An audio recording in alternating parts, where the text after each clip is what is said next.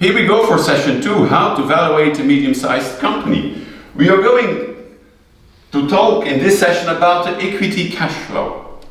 The equity cash flow, which we are using to calculate the value of the company by using this formula, the equity cash flow divided by the cost of equity minus the growth percentage. Now this session is talking about the equity cash flow. Alright, remember from the first session, if we do an equity cash flow, we are calculating straight away the equity value. That means you're not going to deduct after you make the valuation the interest-bearing debt. You only do that when you calculate an entity value. This one is an equity value. Alright, let's have a look to the formula. What is an equity cash flow? It's easy. It's earnings after tax, plus depreciation, plus amortizations, plus minus the mutation of the working capital requirements, minus the investments in fixed assets, and the mutation of the financial debt. This is the formula. One thing in valuation is simple if you use your common sense. This is totally bullshit. This is the right formula, equity cash flow. This is the right formula, but it doesn't have any sense if you're not using your common sense. And here we go. First of all, the earnings after tax. First word, earning. You take the earnings of the company from normal exploitation. Exceptional items should not be in this earnings. That's an easy one. But then we say after taxes. You don't take, and I repeat, you don't take the marginal tax rate as many people say. No. Why do we need to have an equity cash flow calculation that is right for my medium-sized company? If I'm going to take over such a company, I'm going to pay the loan I took to take over that company with this cash flow. So that means I have to calculate this cash flow exactly right, or I have a problem afterwards to pay back my bank.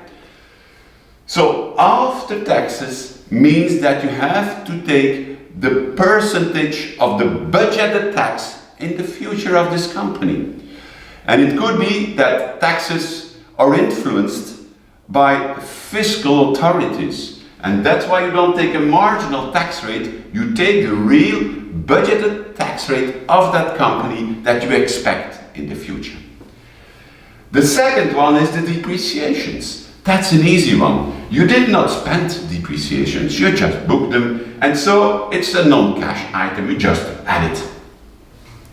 Now, we do depreciations, and here you see minus average investment, plus depreciations minus average investment. This delta is not plus minus investments, it is what are the average investments the company has to invest in to keep into business. It is when you calculate the equity cash flow. It's a cash flow you will realize under normal circumstances in the future.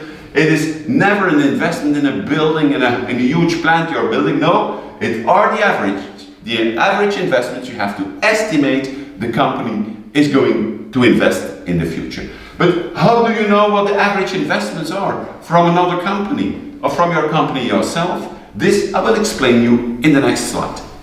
Okay, what I will explain now is extremely important. What is a depreciation? You say, I know what depreciation is. I don't think you know. I will show you what a depreciation is in finance and in the calculation of the equity cash flow. I'm an auditor. People come to work with me.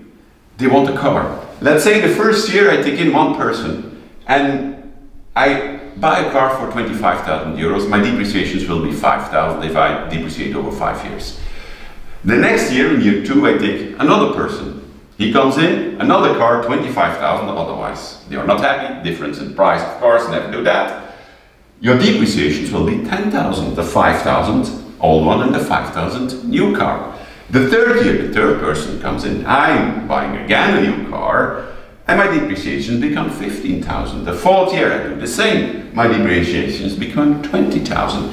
The fifth year I take another guy in, 25,000 investment for his car. My depreciation become 25,000. Year 6 I do the same thing, my depreciations, they remain on 25,000. What is my average investment? My average investment is 25,000. What are my depreciations? My depreciations are 25,000. So, a depreciation is a reference of the average investments the company has done. Now we come back to the equity cash flow formula. So now here we're back to the equity cash flow. We say equity cash flow, earnings after taxes, plus depreciations minus average investments. So, to know the average investments, very easy. Look whether they were investments in buildings, very large investments. Don't take them in the depreciations you're calculating for the average investments, and for the rest, you have the amount of the average investments. The rest of the formula we'll see in the next session.